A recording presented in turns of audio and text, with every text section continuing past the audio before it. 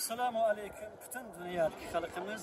Biz bugun Turkiyaninki quruvchisi Mustafa Kemal Atatürk'ninki ant qabr deyilgan yer qarindoshlarimiz ziyorat qildik.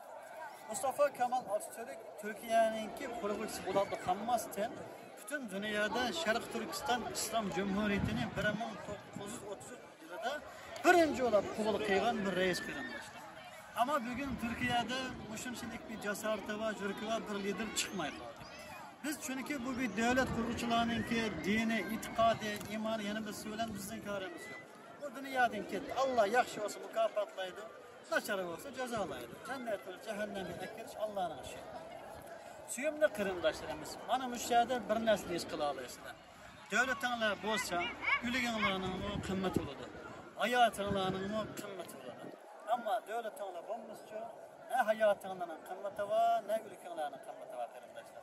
Bana bizdenki ne hayatımızdan kıymeti var, ne ülkemizden kıymeti var. Hayat bolsak mı, hayat reislerimizden, liderlerimizden kıymeti yok. İftira, töhmet, işte basar. Capa, müşakkat, bizden hürmet, bizden tek. Birden iktisadi kıyınçılık. Bana bu şunda halk taşlayıver kırımdaşlar. Ama devlet müstakil olsa, bayrağımızı tikleydiğen gep, danlaydiğen gep, maktaydiğen gep, vay kınmaydiğen, kılık kanmaydiğen gep. Ama şuna deymen Allah-u Teala'dan bir gün bolsun burun müstakillikimizi ben yarattı. Dünyada mı ahiret ez olaylı deymen.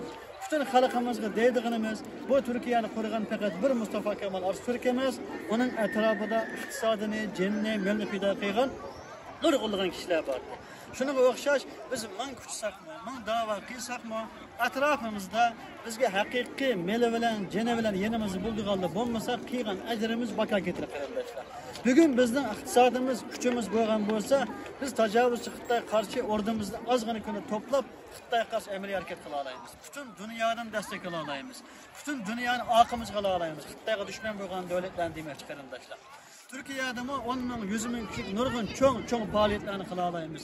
Bütün liderlerini chaqirib, aşılı bilan birlikte vatanimizning mustaqillik uchun bir o'rindiq ekizalıyız. Ama iqtisod bo'lmag'achqa nurg'un ishda chal qilyapmiz. Bu bizning gunohimiz emas. Iqtisodi turib bu da'vo kuch chiqarmagan, bu da'vo qaramaganlarning kuchi. Tajovuzchi Xitoy bizning iqtisodimizni olmagan bo'lsa, biz bu iqtisodga va adamning asla ehtiyojimiz tushmaydi. Ama mana iqtisod bo'lmaganlikdan vaqtimizni ziyon tortyapmiz. Buning hisobini bayramimiz beradi. Allah xolisa inshaalloh biz kuchimizdan yetganini qilamiz. Suyumli qarindoshlarimiz, payg'ambarimiz bir zotmi Makkani, Madinani fath qilib dunyoga islomni yaygan vaqtida atrofida Hazrat Umardek, Abu Bekrdek kishilar bor qarindoshlar.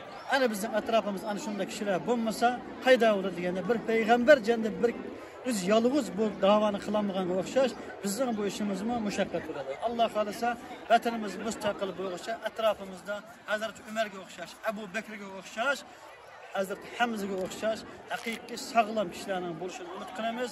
Hazrat Bilalga o'xshash Alloh uchun jannat fido qila oladigan kishilarning oramizdan chiqishini umid qilamiz. Alloh bu millatga birlik va barobarlik bersin deyman. Assalomu alaykum.